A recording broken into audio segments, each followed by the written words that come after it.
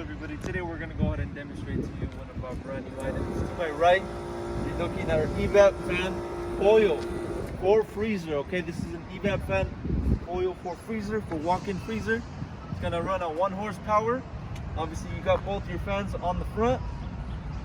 Now if you follow me over here to the back, you can locate your elements for this freezer. Okay, this is for the defrost function of the freezer. Okay, also on the back we have a sticker with all the specs for this unit, including your certification. Okay, this unit is going to be certified by the health department, NSF certification located on the back.